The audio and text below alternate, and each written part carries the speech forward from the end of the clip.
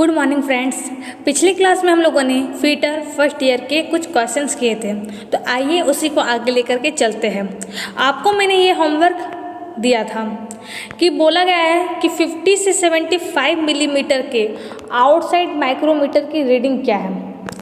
तो ध्यान दीजिएगा, पहले ध्यान इस बात पर गौर कीजिए कि 50 से 75 क्या है।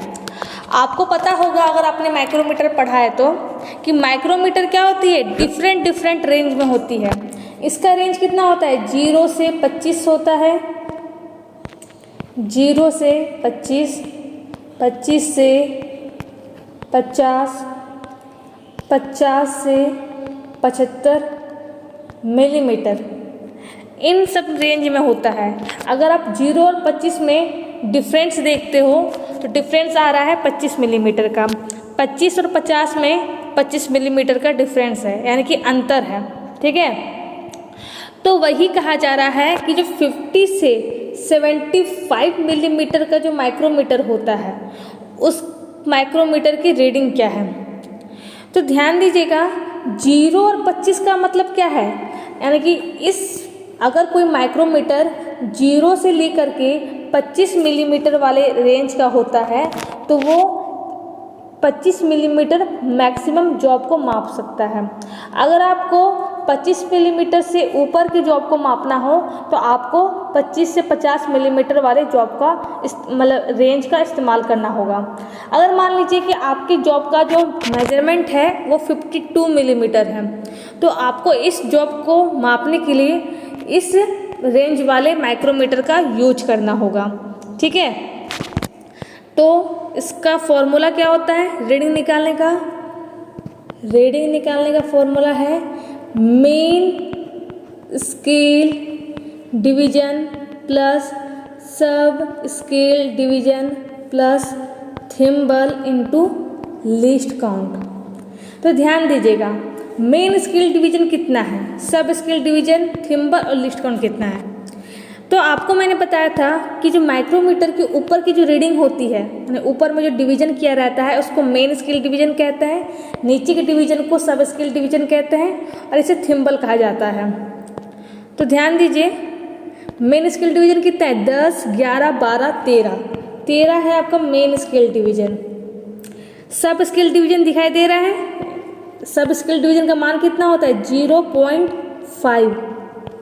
ठीक है, प्लस थिम्बल, थिम्बल कितना है, थिम्बल है आपका 13। देखिए गौर से देखिएगा, 15 है, 14, 13, 13 जो डिवीजन है ना वो इस लाइन के साथ इस जो एक लाइन जो जा रहा है हॉरिजॉन्टल लाइन उसके साथ कोइंसाइड कर रही है। ठीक है, तो क्या हो जाएगा 13 प्लस 0.5। ध्यान दीजिएगा, 13 क्या है मेन स्केल डिवीजन है, 0.5 क्या है सब स्केल डिवीजन है, प्लस थिम्बल कितना है 13 into list count. List count कितना होता है 0.01 मिलीमीटर। अगर आप इन सबको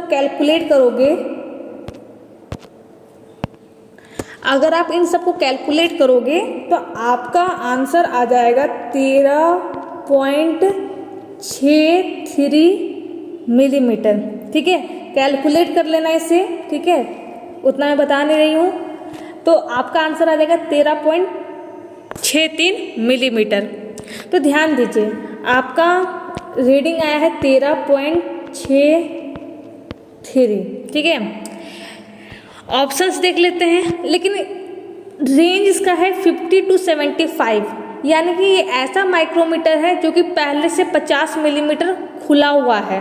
ठीक है, ये 50 मिलीमीटर से ऊपर के जो मेजरमेंट वाले जॉब को ये माप सकेगा। तो इसमें क्या करेंगे, 50 को जोड़ देंगे। ठीक है, अगर आप 13.63 में 50 को जोड़ोगे तो आपका आंसर आ जाएगा 63.63। ठीक है, जोड़ लीजिए, 3 और 0 को जोड़ेंगे तो 3 आएगा और 5 और 1 को 6 आएगा। तो कितना आ गया आंसर 63.63। तो right answer is a. Clear है? तो ये क्या था, आपका होमवर्क का था प्रश्न था। अब आज की क्लास की बात करते हैं।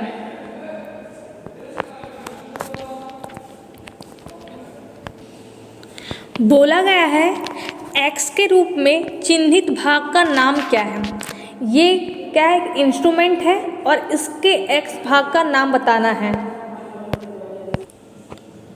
ऑप्शन देख लेते हैं। फर्स्ट ऑप्शन है beam, second option main scale, third option fine adjusting nut, fourth option fine adjusting slide. तो ध्यान रखिएगा कि ये जो भाग है, ये जो पार्ट है, इसको बोला जाता है फाइन एडजस्टिंग स्लाइड, यानी कि इसको हम लोग ऊपर नीचे स्लाइड करवा सकते हैं, यानी कि इसको घिसका सकते हैं। ठीक है, तो आपका राइट आंसर हो जाएगा T, fine adjusting slide. Next है, बोला गया है कि इस वाइस का नाम क्या है। इस वाइस का पिक मतलब कि इमेज आपको दे दिया गया है स्क्रीन में, आप देख सकते हैं कैसा वाइस है। ऑप्शंस देख लेते हैं। फर्स्ट ऑप्शन है हैंड वाइस, सेकेंड ऑप्शन है बेंच वाइस, थर्ड ऑप्शन है tool makers vice, fourth option है क्विक रिलीजिंग वाइस। तो ये आपका क्विक रिलीजिंग वाइस है। Right answer is D. Next है, बोला गया है कि एक्स के रूप में चिन्हित भाग का नाम क्या है। ये आपको एक्स दे दिया गया है। ठीक है, ऑप्शंस क्या है। First option tip, second heel, third tang, fourth safe edge. ठीक है, तो आपको मैंने बोला था कि फाइल के डिफरेंट पार्ट्स होते हैं। इसे हैंडल कहते हैं, इसे फेस कहते हैं, इसे टिप कहा जाता है, इसे एज कहा जाता है। ठीक है, यहाँ एक फेरुल होती है, यानी कि धातु का छल्ला होता है। तो वही पूछा गया है कि ये जो एक्स भाग है इसको क्या कहा जाता है। तो इसे कहा जाता है सेफ एज। देखिए, ये तो एक एज है, किनारा है, ठीक है, लेकिन ये एक दूसरे टाइप का एज है जिसे कहते हैं सेफ एज कहते हैं। ठीक है, तो आपका आंसर हो जाएगा डी, सेफ एज। नेक्स्ट है, इस ऑपरेशन का नाम क्या है। ये एक ऑपरेशन दिखाया गया है आपको और इसका नाम पूछा गया है। फर्स्ट ऑप्शन 90 डिग्री पर अंकन रेखा, सेकेंड ऑप्शन समतलता की जांच करना, थर्ड ऑप्शन स्क्वायरनेस की जांच करना, फोर्थ ऑप्शन सही कोण पर कार्यखंड को सेट करना। ठीक है, तो आपको पता होगा कि इस टूल का नाम क्या है। ये जो टूल एक किसी ने पकड़ा है हाथ पर, इसे बोलते हैं ट्राई स्क्वायर बोलते हैं। क्या बोलते हैं? Try square. ट्राई स्क्वायर का काम क्या होता है? इस टूल को बोलते हैं ट्राई स्क्वायर। ठीक है, इसका काम होता है किसी भी जॉब को 90 डिग्री पर चेक करना और फ्लैटनेस चेक करना। तो देखिए, ये जो चेक किया जा रहा है, ये किसी भी जॉब का फ्लैटनेस चेक किया जा रहा है। ठीक है, क्या चेक किया जा रहा है? फ्लैटनेस। तो देखिए, यहाँ लिखा है चेकिंग फ्लैटनेस, यानी कि समतलता की जांच करना। Right answer is B. Next, कौन सी मार्किंग मीडिया को रफ फॉर्जिंग और कास्टिंग पर लगाया जाता है? फर्स्ट ऑप्शन है वाइट वाश, सेकेंड ऑप्शन है पर्सियन ब्लू, थर्ड ऑप्शन है कॉपर सल्फेट, फोर्थ ऑप्शन है सेल्यूलोज लेकर।